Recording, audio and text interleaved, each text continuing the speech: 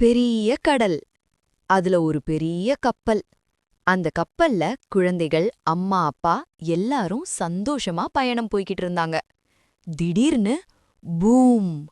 புயல், மின்னல், அலைகள் கப்பல தள்ளி குலுக்குனது.